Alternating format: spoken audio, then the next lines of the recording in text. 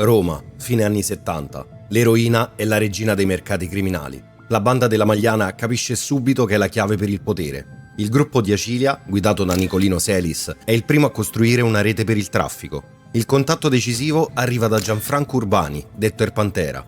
Urbani, già trafficante di cocaina grazie ai legami con l''ndrangheta, finisce diretto a Rebibbia. E lì incontra Alan Thomas, un detenuto inglese che gli parla di Koba Kim, un trafficante di Singapore. Kim, chiamato dalla banda il cinese, diventa il principale fornitore del gruppo. L'eroina è purissima e arriva dalla Thailandia in carichi da 30-40 kg a botta. I corrieri la nascondono nei doppi fondi, nelle cornici dei quadri e la lasciano nei depositi bagagli delle stazioni di Firenze e Roma. Urbani non aspetta nemmeno di uscire di prigione e con Alan Thomas e Pietro De Ritz, un altro detenuto, organizza il traffico.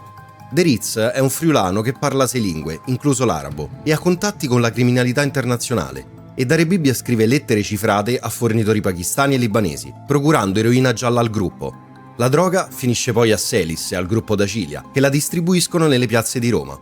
Quel sistema è rodato, ma non è infallibile, e nel 1980 2 corrieri vengono arrestati a Fiumicino. Poco dopo, anche Koba Kim cade a Bangkok, tradito dai suoi stessi uomini. Ma la caduta del cinese non è l'unico problema in quel momento per la banda. C'è un corriere di Ostia, reclutato da Nicolino Selis, che trasporta eroina da Firenze a Roma e la nasconde in doppi fondi di valigie. Inizia a vendere parte della merce per conto suo, tagliandola con borotalco per fare più soldi. Ma quando Selis lo scopre, la reazione è feroce. Il ragazzo viene portato in un capannone sull'Ardeatina, dove De Pedis in persona lo interroga. Il ragazzo terrorizzato confessa tutto e giura di restituire i soldi. E in quel caso, invece di eliminarlo, la banda lo lascia libero, ma gli fa capire che un altro errore gli costerà caro. Va detto che per la banda queste vicende sono solo dei piccoli intoppi, perché hanno altre cose a cui pensare e hanno anche canali pronti da seguire.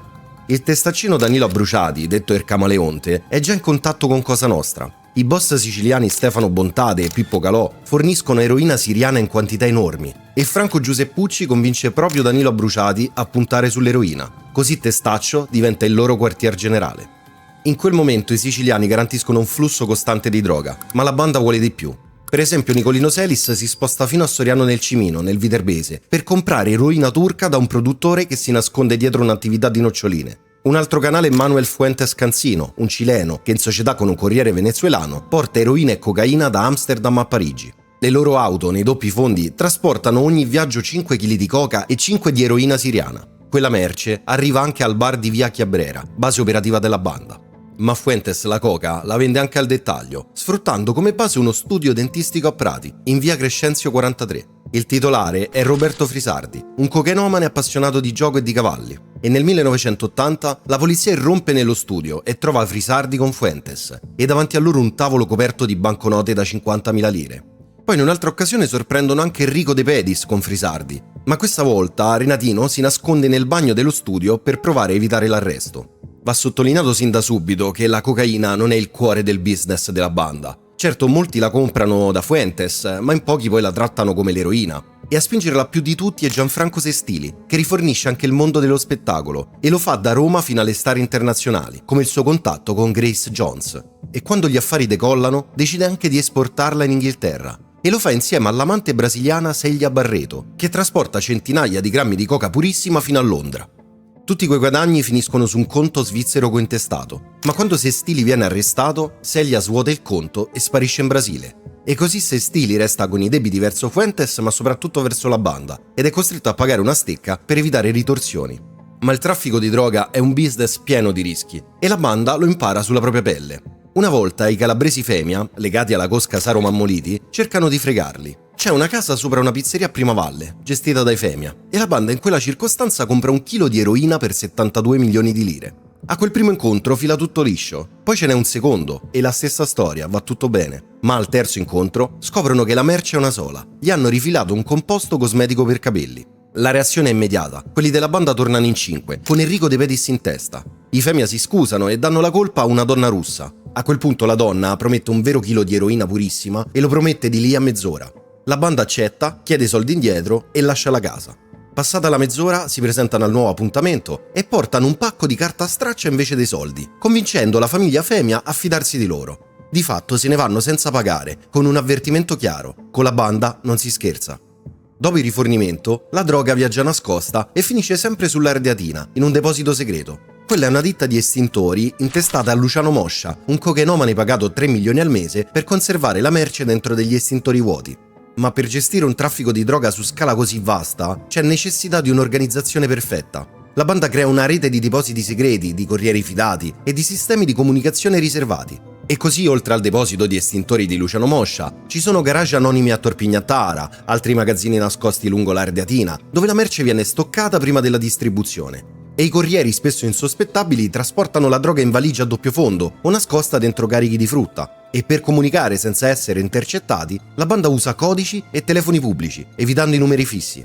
Uno dei registi di questa macchina è Claudio Sicilia, il vesuviano. Lui vive a Laurentino 38, un quartiere popolare diventato poi terra di spaccio. E con lui c'è Claudiana Bernacchia, detta Cascodoro, la sua amante e assistente. E proprio le donne, come Claudiana Bernacchia, giocano un ruolo cruciale. Infatti Cascodoro gestisce corrieri, controlla i pagamenti e nasconde i pacchetti di eroina in casa. Ma lei non è l'unica. A Centocelle c'è una certa Anna, che fa da tramite coi spacciatori di strada. Sfrutta la sua aria innocua per passare inosservata, portando quelle buste di eroina nascoste in ceste di verdura.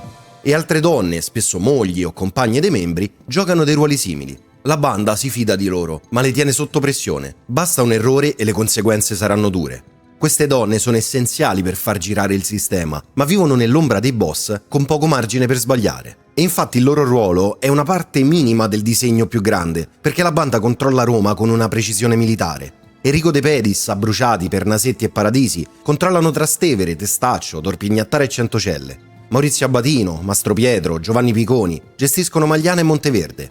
Renzo Danesi comanda il Trullo. Franco Giuseppucci a Viale Marconi. Emilio Castelletti a Portuense. Claudio Sicilia e Marcello Colafigli gestiscono Garbatella e Tormarancia. Gianfranco Urbani, Erpantera, a Il Prenestino e Villa Gordiani. Nicolino Selis, Toscano e Frau, Ostia Cilia. E i guadagni della droga sono sempre divisi a steccapara, in parti uguali. Non importa chi procura la merce. La cassa comune è gestita da Sicilia ed è intoccabile. Deve avere sempre almeno 100 milioni di lire liquide per le emergenze. Ma quando Abatino, Colafigli, Mancini e Toscano finiscono in carcere, le famiglie bussano a Sicilia per i soldi che gli spettano. E così da sorelle, mogli o madri, tutte chiedono la loro parte. Mentre dal carcere i componenti della banda continuano a dirigere lo spaccio, ma lasciano comunque a Sicilia un po' di autonomia, e il vesuviano, per rimpinguare anche quelle casse smembrate dalle richieste dei familiari, inizia a trattare eroina anche col cugino camorrista, Antonio Maisto. Invece dall'altro lato, quello dei testaccini, in particolar modo Abruciati e De Pedis, utilizzano un approccio diverso e investono tutto senza riserve.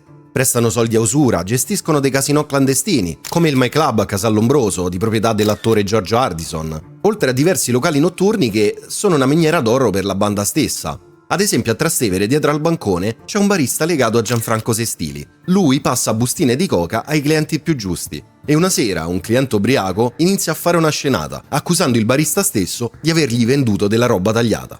La situazione rischia di precipitare e di attirare la polizia, e il cliente viene messo a tacere nello stile della banda, con un pestaggio nel vicolo sul retro. E poi negli anni '80, con l'esplosione dei videopoker, i testaccini iniziano a incassare centinaia di milioni al mese solo da quel nuovo business. Con tutti quei soldi, Enrico De Pedis inizia ad investire, compra diverse proprietà, come una barca da 150 milioni, acquista diversi appartamenti, un supermercato, la pizzeria Popi Popi che intesta a suo fratello, e diventa socio occulto del ristorante Antica Pesa a Trastevere.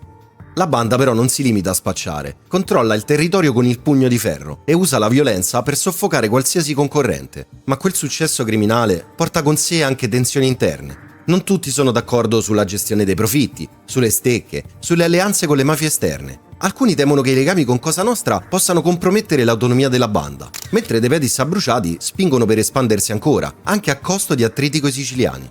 Ma tutta quella droga non si smercia liberamente senza delle amicizie strette, e la banda della Magliana stringe alleanze con la Camorra, in particolare con Raffaele Cutolo, o professore, boss della nuova Camorra organizzata. Corrado Iacolare e Vincenzo Casillo, degli uomini di Cutolo, comprano proprio la droga dalla banda e lo fanno a prezzo di costo, a volte barattando anche la coca con l'eroina romana. Quello sì è un favore, ma è anche un calcolo strategico. Infatti la banda preferisce acquisire i carichi interi per controllare e saturare il mercato, così da evitare che la droga finisca ai concorrenti. Ma quell'alleanza nel traffico di droga spinge la banda poi a offrire anche altri favori. E quando i cutoliani chiedono armi per un attentato contro un mediatore immobiliare, Abbadino accetta di fornire le armi, ma chiarisce una cosa: noi non entriamo nelle vostre storie. Questo perché la banda è sempre stata attenta a mantenere la sua autonomia su Roma. C'è però un personaggio che deteriora questa stretta alleanza con la NCO. Il suo nome è Michele Zazza, boss del contrabbando di sigarette e rivale di Cutolo. Zazza traffica eroina raffinata destinata agli Stati Uniti, vive ai Parioli, ha una villa a Beverly Hills e gira sempre in Rolls Royce. Raffaele Cutolo, o professore, vuole eliminare quel nemico e chiede aiuto di nuovo alla banda della Magliana. E così alcuni uomini della banda, con Iacolare e Casillo, pianificano quell'agguato. Ma prima che l'operazione vada a buon fine, Michele Zazza viene arrestato a Piazza Euclide con 1 miliardo di lire e un giubbotto antiproiettile. In carcere Zazza conosce Claudio Sicilia e quei due diventano compari, nonostante i piani precedenti di Cutolo. Ormai quel sistema inizia a mostrare crepe, gli arresti aumentano e le alleanze con la camorra si complicano. Cutolo perde terreno nella sua guerra contro la nuova famiglia e alcuni, come Iacolare, passano anche al nemico. E la banda della Magliana, senza scrupoli, si schiera coi vincitori, come Michele Senese, che diventa referente per la nuova famiglia a Roma.